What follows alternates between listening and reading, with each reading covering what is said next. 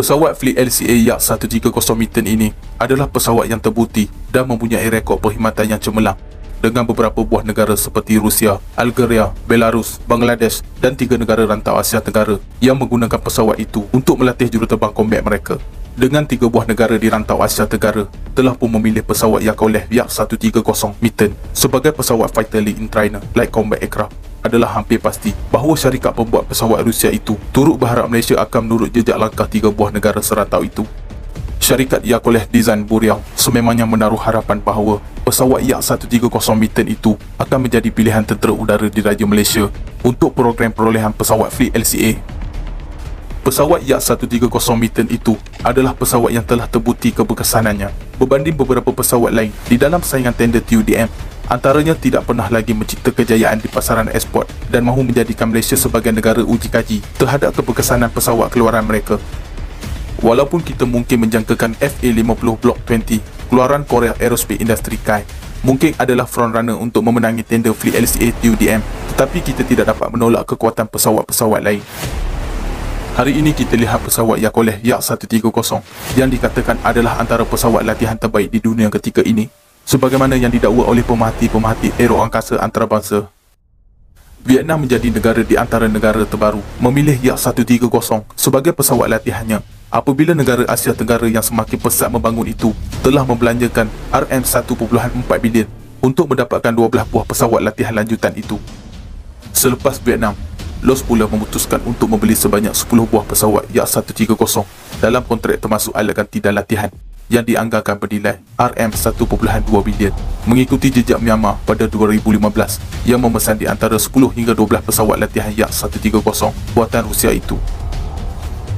Walaupun tidak terkenal seperti mana pesawat pejuang Sukhoi Su-35, MiG-35 atau Su-57, tetapi Yak 130 adalah satu lagi keluaran industri pertahanan Rusia yang tetap menarik perhatian NATO.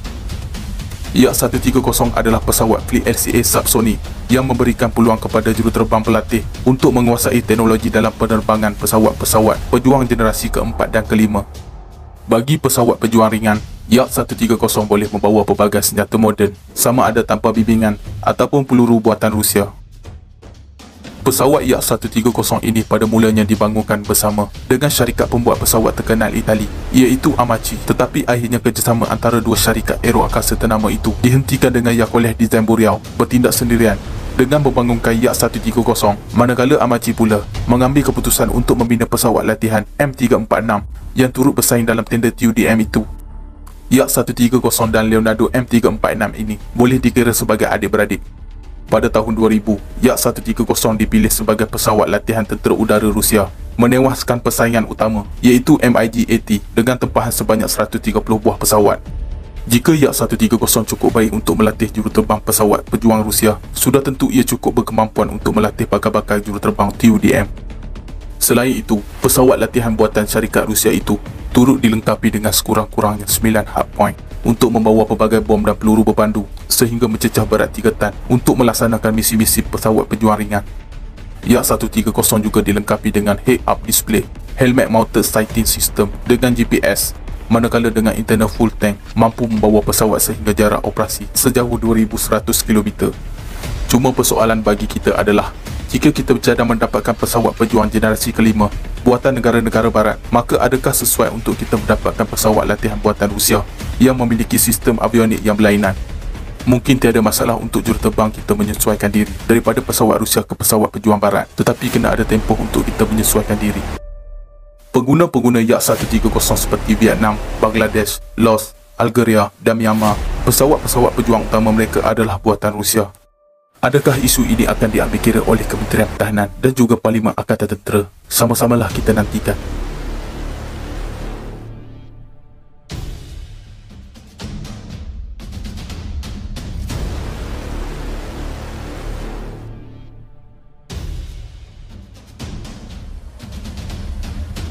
Kapal Littoral Mission Ship terbaru negara itu akan menyertai kapal-kapal LMS yang lain di pangkalan TLTM Kota Kinabalu, iaitu KD Badik, KD Sumdang dan KD Keris yang telah pun ditauliahkan dan kini sedang menjalankan tugas menjaga kedaulatan serta keselamatan perairan negara, terutamanya di Laut Cina Selatan.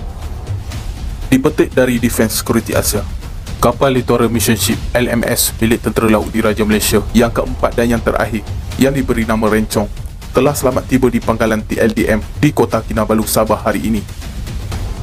Kapal LMS bersama-sama 45 orang kru berlayar selepas selesai majlis penyerahannya kepada TLDM yang berlangsung di China pada 18 Disember yang lalu.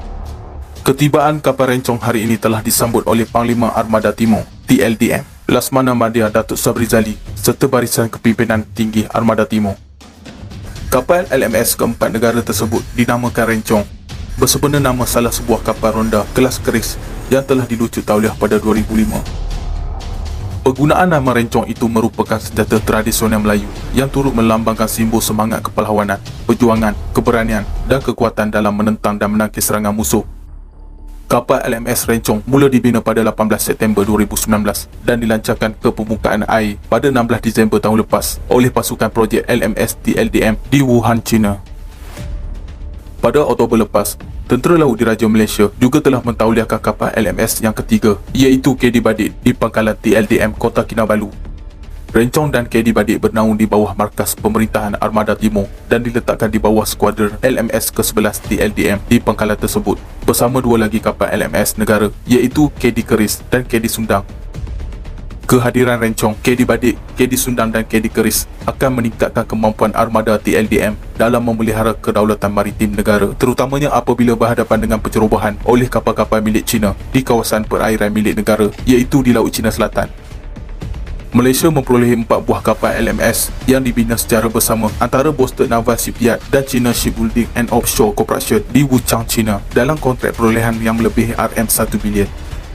Di bawah rancangan Malaysia ke-12 pula, TLDM bakal menambah 8 buah lagi kapal LMS di bawah program LMS Base 2 sebagaimana yang diumumkan oleh kerajaan baru-baru ini.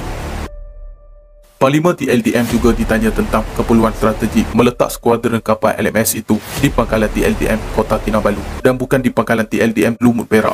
Muhammad Rizal berkata, ia adalah sebahagian daripada persediaan TLDM untuk berhadapan dengan ancaman mendatang. Ancaman itu kita kena bersedia sepanjang masa, mana ada negara yang tidak bersedia menghadapi ancaman. Saya tidak bolehlah menyatakan apa ancaman itu, tetapi ancaman itu boleh datang bila-bila masa, sama ada ancaman kita tahu ataupun tidak tahu, katanya.